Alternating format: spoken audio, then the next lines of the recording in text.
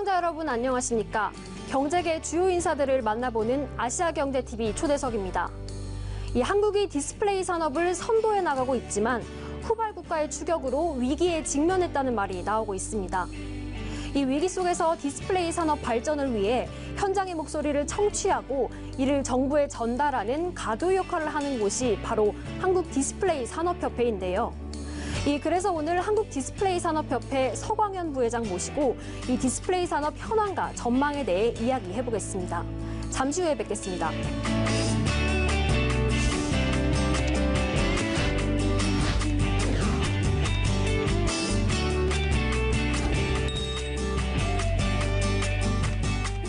서광현 부회장님 자리했습니다. 안녕하세요. 네, 안녕하세요. 네, 일단 먼저 시청자 여러분들께 인사 말씀 부탁드리겠습니다. 네, 안녕하십니까. 저 한국 디스플레이 산업협회 부회장 서광현입니다. 요즘 우리나라 디스플레이 산업이 위기라고들 얘기를 하고 있습니다. 그래서 제가 디스플레이 산업에 몸담고 있는 사람으로서 우리나라 디스플레이 산업 전반에 대해서 시청자 여러분들께 자세한 말씀을 드리도록 하겠습니다. 네, 일단 한국 디스플레이 산업협회는 어떤 곳인지 소개 부탁드립니다. 저희 협회는 우리나라 그 디스플레이 그 산업 발전을 위하고 또 회원 상호 간의 그 유대를 강화하고 또 공동 이익을 도모하기 위해서 그 2007년에 설립이 됐습니다. 현재 회원사는 186개사고요. 지금 삼성 디스플레이와 LG 디스플레이 이 대기업 두 곳이 있고 또 SFA나 그 동진샘경 같은 중소 중견기업이 한 180여 개사 있습니다. 우리 협회 회장은 삼성 디스플레이 그 이동훈 사장님이 금년 3월 초에 신임 회장으로 취임을 했습니다. 네, 이 한국 디스플레이 산업협회가 그럼 업계 발전을 위해서 구체적으로 좀 어떤 일을 하고 있는지 말씀 부탁드립니다. 우리 협회는 한마디로 우리 이 협회 회원사들과 또 정부, 대학 연구소, 여러 유관 기관들과의 그런 가교 역할을 하는 것이 이제 핵심 임무가 되겠습니다. 특히 이 업계 현장의 목소리를 저희들이 정부에 전달해서 그 정책에 반영하는 그런 역할도 하고 있는데요. 예를 들면은 할당관세나 네. 그 시설 투자액 공제, 네. 또 그런 환경, 그 화학물질 규제 이런 애로 해소, 네. 이런 건의를 정부에 하고 있고, 또 여러 가지 인력 양성이나 그 기업들 애로 기술 개발을 위해서 정부에서 저희들이 그 연구개발 자금을 지원받아서 네. 이 업계를 지원해주고 또 업계에서는 대학과 연구소를 통해서 또 인력도 양성하고 애로 기술도 개발하는 이런 역할을 하고 있습니다. 이 협회에서 특히 우리 중소기업들에 도움이 될 만한 그런 역할을 많이 한다고 들었습니다. 이 회원사 중에 사실 매출 1,000억 원 미만의 그런 중소기업이 133곳으로 이제 다수를 차지하잖아요. 이 협회가 그러면 중소기업을 위해서 구체적으로 좀 어떤 일을 하는지 궁금합니다. 이 중소기업들이 이제 가장 큰 애로가 우선 그 인력 채용입니다. 네.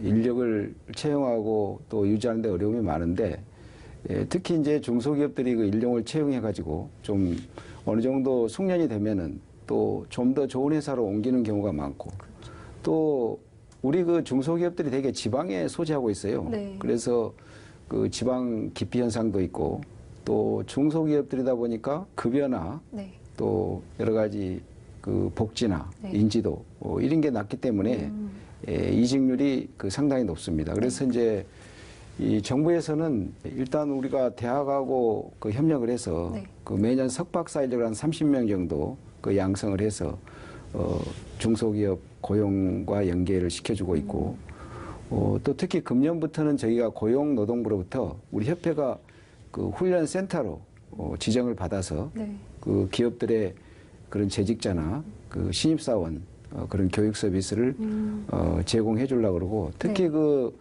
중소기업들이 많이 이 사업을 하고 있는 그 웨어러블 디스플레이 네. 이쪽 분야에 대해서도 올해 특별히 새로 그 석박사 과정을 개설해서 네. 대학과 같이 지금 지원을 할 거고, 그다음에 이제 그 중소기업과 대기업 간 상생 협력 네. 그 프로그램을 운영을 하고 있습니다. 지난 2월 달에 그 산업부 장관과 네. 이런 디스플레이 이 CEO들 간의 네. 그 상생 협력을 위한 그 MOU가 체결됐습니다.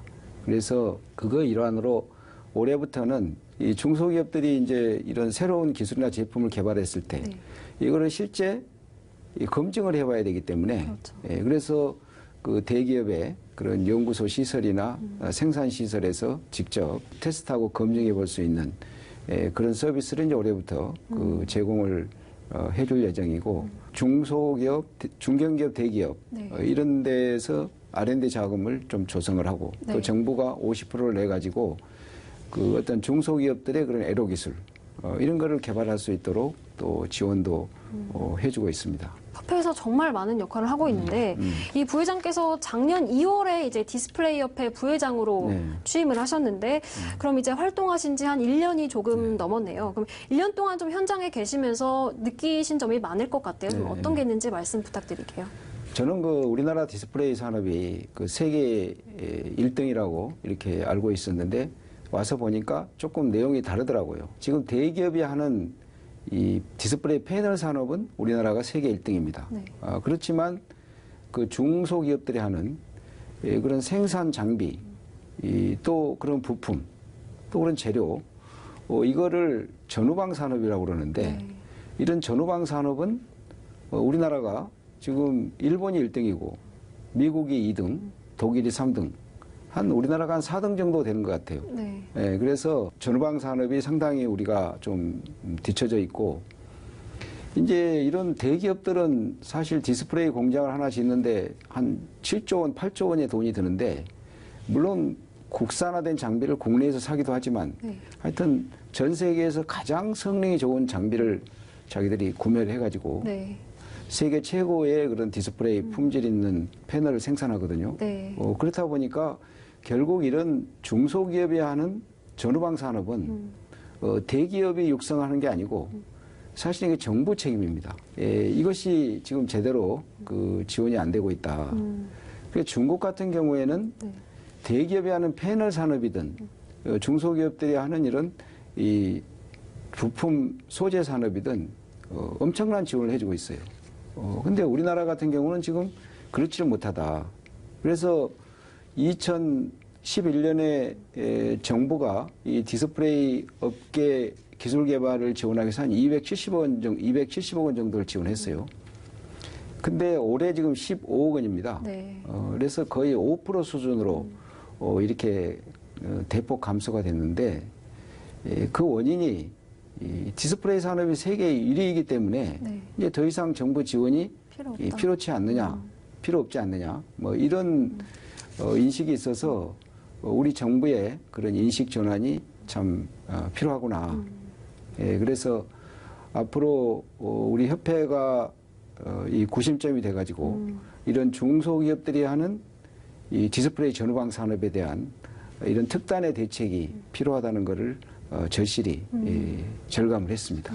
이 부회장께서 방금 이제 중국 정부가 디스플레이 산업 육성을 위해서 이제 막대한 자금을 투자하고 있다 이렇게 말씀하셨는데 이런 그 적극적인 중국 정부의 그런 지원 덕에 중국 업체들이 이제 맹렬히 한국 디스플레이 업계를 추격하고 있습니다. 네. 이 현장에서 보시기에 이 한국이 중국의 위협을 받고 있는 상황인가요? 예, 그렇습니다. 사실 중국은 지금 그 생산 양에서나 또 이 기술력이 굉장히 빠르게 향상을 하고 있어요. 지금 패널 기업 같은 경우에 우리나라는 2개가 있는데 중국은 지금 거의 10개 정도가 있습니다. 그리고 이 중국이라는 나라가 어떤 시장에서의 수요와 공급에 기반한 그런 시장 경제라기보다는 상당히 국가 주도의 그런 개입 경제 성격이 강하다. 네. 그래서 이 중국의 이 많은 패널 기업들이 대부분 다 중국 그 중앙정부나 지방정부가 그 지분을 참여하고 있어요. 말하자면 국영기업이죠. 네. 그래서 여기서 디스플레이 공장을 하나 짓는데 그 7, 8조 원의 엄청난 돈이 드는데 이 정부에서 한 70% 정도를 보조를 해주니까 어떤 투자 타당성을 충분히 분석을 하지 않고 네. 그 묻지마식으로 네. 투자를 하다 보니까 결국 이런 게 과잉 생산을 초래하게 되고 이게 시장 교란이 초래되는 이제 이런 문제가 있어요. 특히 올레드 기술 같은 거는 우리나라가 한 3년 정도 앞서 있는데 중국 패널 기업들이 이런 올레드 공장도 투자를 합니다. 그러다 보면은 이 수율이 굉장히 낮아가지고 사실은 경제성이 없고 네. 또 품질도 굉장히 안 좋아요. 그래서 우리나라 같으면 이런 제품은 아예 팔리질 않습니다. 네. 근데 중국은 또 그런 제품이 팔리는 그런 그 로우핸드 그런 마켓이 존재를 해요. 그리고 그 제가 중국 그 패널 기업들을 많이 가봤는데 가보면은 공장마다 우리 삼성 디스플레이나 LG 디스플레이 이런 고급 그 전문 기술 인력들이 네. 한 20-30명씩 근무를 하고 있으면서 이 기술력을 굉장히 빠르게 그 습득하고 있다. 지금 이런 실정입니다. 최근에는 중국의 물량 공세가 심해져서 특히 LCD 패널 가격이 이 지속적으로 좀 하락하고 있는 추세입니다. 예. 이 때문에 그 한국 업체의 실적이 뭐 최악일 것이다 이런 전망까지 좀 나오고 있는데 이 중국의 LCD 패널 생산이 어느 정도 수준인가요? 지금 중국의 LCD 패널은 작년에 이미 이 우리나라를 제끼고 지금 세계 1위가 됐어요. 1위가 됐고 내년에는 지금 LCD 생산량이 우리의 2배가 될 걸로 그렇게 예상을 하고 있습니다. 그것은 지금 BOE가 올 하반기에 10.5세대 그 LCD 패널을 양산에 들어가고 또 CSOT가 그 내년에 양산을 시작합니다. 그래서 이 공급 과잉은 계속 될 것 같고 그래서 이 중국 그 LCD 시장 점유율을 보면은 2012년에 8.5%였는데 네. 지금 작년에 25%로 이 급격히 이렇게 상승을 했고 이 가격도 보면은 LCD 가격 TV 50인치, 55인치 이게 금년 1, 4분기 전년 동기 대비 20%나 가격이 하락됐고 또 이 중국이 이제 계속 10.5세대 양산을 들어가기 때문에 최소한 연말까지는 이 LCD 가격이 계속 그 하락을 할 것 같고 이 LCD 가격 하락은 우리 국내 업체들 그 영업이익에 직접 영향을 줍니다. 네. 그래서 굉장히 지금 이런 어려운 상황이라는 것을 네. 말씀드리겠습니다. 그래서 그 LCD 패널 쪽에서는 사실 이제 중국과 승부를 보기가 좀 어렵다고 한국 업체들이 판단을 해서 이제 좀 OLED 쪽의 사업 비중을 많이 가고 있는데 그렇지 않나요? 어떤가요? 예, 그렇습니다. 지금 이 이제 국내 기업들은 이 지금 독보적인 그런 LCD에서 OLED로 지금 발빠르게 그 전환을 하고 있어요. 그리고 이제 이 LCD도 60인치 이상 그런 프리미엄급으로 그 선택과 그 집중을 하고 있고 예, 특히 LG 디스플레이는 지금 중국 광저우에 8.5세대 올레드 그 TV 공장을 지금 건설하고 있고 또 파주에 그 10.5세대 올레드 TV 공장도 지금 그 준비 중인 걸로 알고 있습니다. 네. 그리고 삼성 디스플레이 같은 경우는 주로 그 동안에는 그 스마트폰용 그 올레드에 집중을 했는데 이제 앞으로는 이 TV 쪽도 새로 그 사업을 하기 위해서 지금 퀀텀 닷 올레드, QD 올레드 또 그 마이크로 LED 이런 그런 신기술 개발에 지금 많은 준비를 하고 있는 걸로 알고 있습니다. 일단 사실 물량으로는 중국에 밀리고 있는 것이 확실한데 그러면 기술력 측면에서는 좀 어떤가요? 이 중국의 그 LCD 기술력은 우리나라하고 동등한 수준으로 와 있습니다. 그 예로 중국급 BOE가 작년에 애플에 그 LCD 그 패널을 공급을 했고 올해도 맥북이나 그 아이패드 프로 그 LCD용 그런 패널을 지금 공급할 예정이고 지금 스마트폰 그 올레드 기술은 지금 우리나라에 한 3년 정도 뒤진 걸로 그 시장에서 평가를 하고 있지만 이 BOE가 이미 그 플렉서블 올레드 패널을 작년에 그 중국 로컬 기업 그 비보에다가 공급을 했고 또 이 기술력 향상을 통해서 계속 지금 고급 제품으로 그 확대를 할 그런 전망이에요. 지금 올레드 기술은 당분간 그 LG 디스플레이가 주도를 할 것 같습니다. 그래서 특히 지금 중국의 그 8.5세대 공장이 완공이 돼서 내년부터 양산에 들어가면은 이 올레드 TV가 아마 중국 시장을 중심으로 급속히 그 확산될 전망이고요. 근데 이제 중국이 이 2015년에 제조 2025 이런 야심찬 그 계획을 발표했어요. 네. 그래서 이 계획에 따르면 이제 그 100인치급 8K 아몰레드 기술 개발이 포함되어 있고 또 잉크젯 프린팅 방식의 디스플레이 또 마이크로 LED 이런 그 차세대 지금 기술 개발의 그 이 프로젝트에 네. 이게 다 포함이 돼서 하고 있습니다. 그래서 지금 그 이 중국 정부가 이런 연구 개발에 이런 지원을 많이 하고 있고 또 그 중국 내수 시장이 엄청나게 크지 않습니까? 네. 거기다가 이런 한국이나 대만으로부터 이런 고급 인력을 스카웃하고 또 그 핵심 기술을 가진 기업을 M&A를 한다든가 M&A를 한다든가 또 합작 투자를 한다든가 이런 걸 통해서 지금 중국이 이 기술력을 굉장히 빠른 속도로 습득을 하고 있어서 우리한테는 굉장히 위험 요인으로 작용하고 있는 게 사실입니다.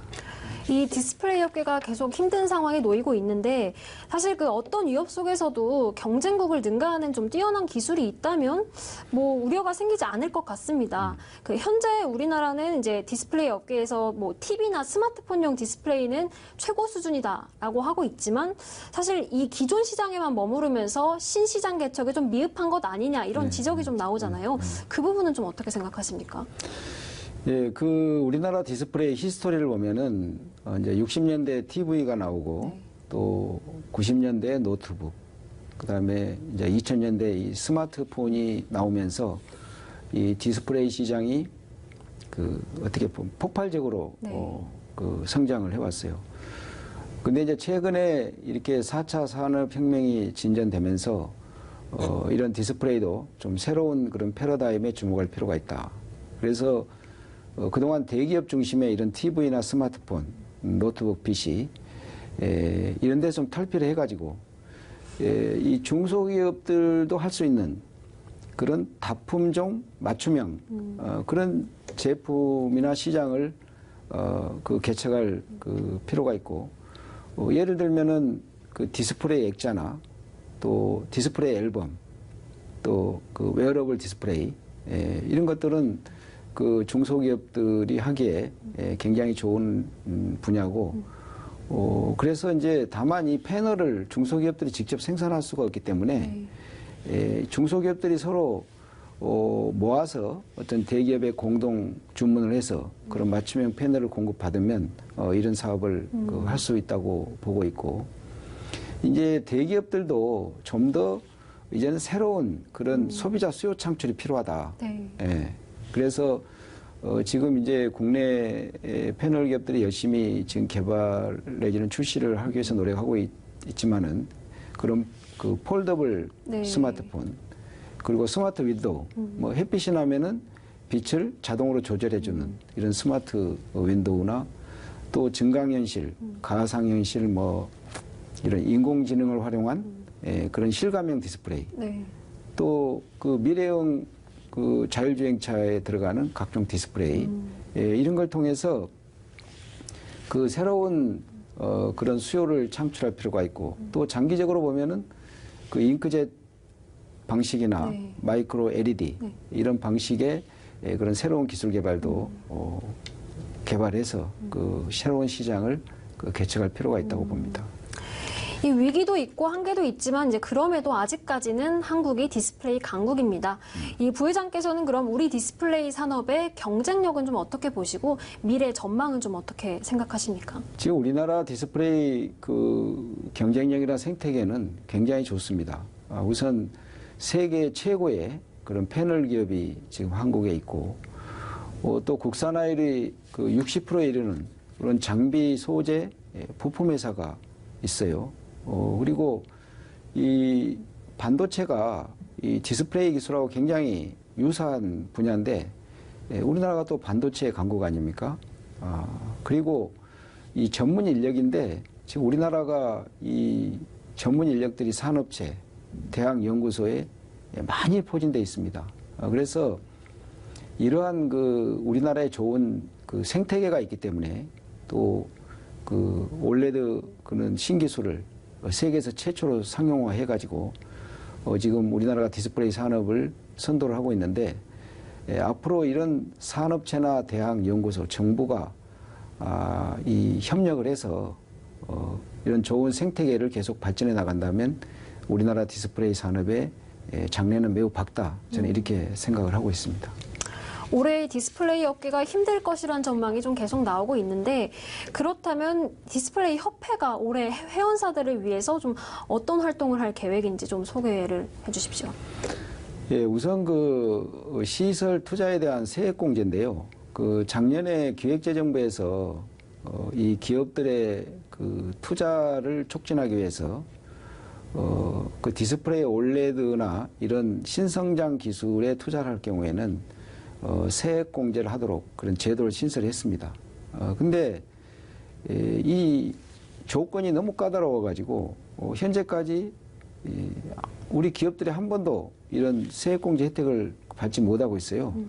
그래서 내년에는 저희들이 그 기획재정부에 그 조세특례법 그걸 개정을 해서 이 조건을 좀 완화할 수 있도록 그렇게 할 예정입니다. 그렇게 되면은 이 완화가 되면은 우리 국내 디스플레이 기업들이 연간 한 1,000억 원 정도의 그런 세제 혜택을 받을 걸로 예상을 하고 있습니다.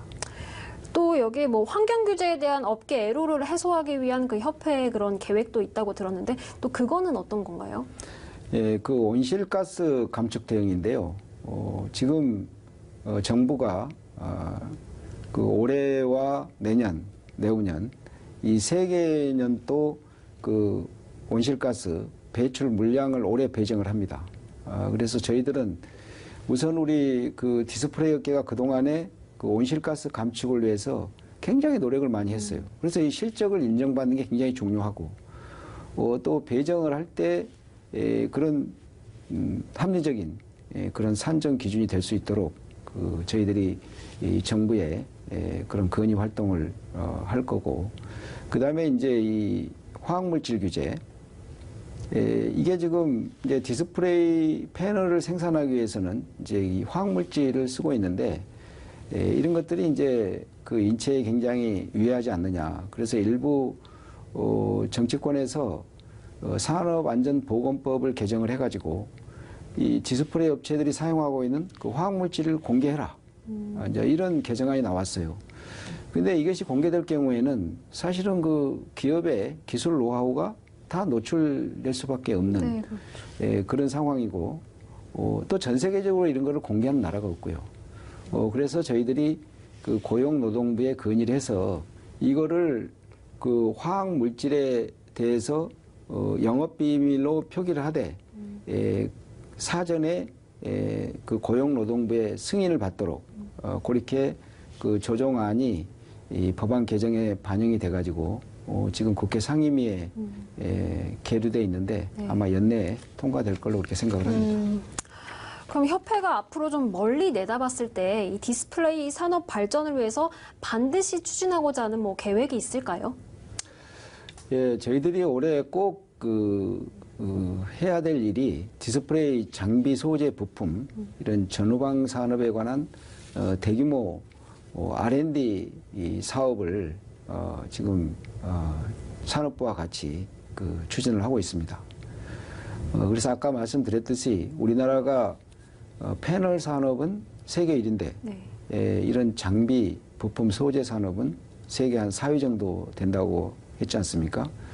그래서 이런 그 전후방 산업도 패널처럼 세계 1위가 될 수 있도록 그 정부에서 대규모 R&D 그 사업을 성안을 해서 이제 지원할 필요가 있다. 그래서 그동안 산업부와 같이 작년에 우리 중소기업들이 하고 있는 이런 그 전후방 산업을 한 단계 업그레이드 시킬 수 있는 이런 기술을 기획을 했고요. 금년 3월 달에 과기정통부에 산업부가 제출해서 일단 기술성 평가는 통과를 했습니다. 그래서 현재 기재부에서 지금 경제성 평가를 하고 있어요.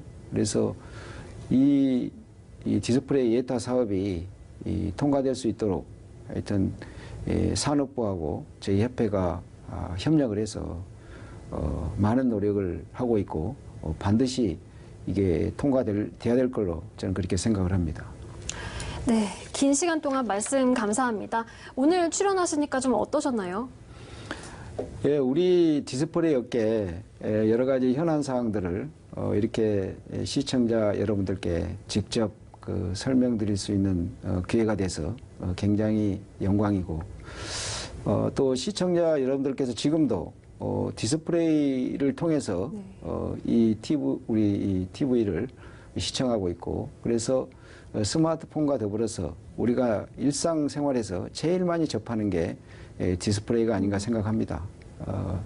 그래 이 디스플레이 산업이 우리 경제에 차지하는 비중도 굉장히 크기 때문에 앞으로 그 시청자 여러분들께서도 우리 디스플레이 산업에 대한 관심과 성원을 부탁드리겠습니다. 네, 감사합니다.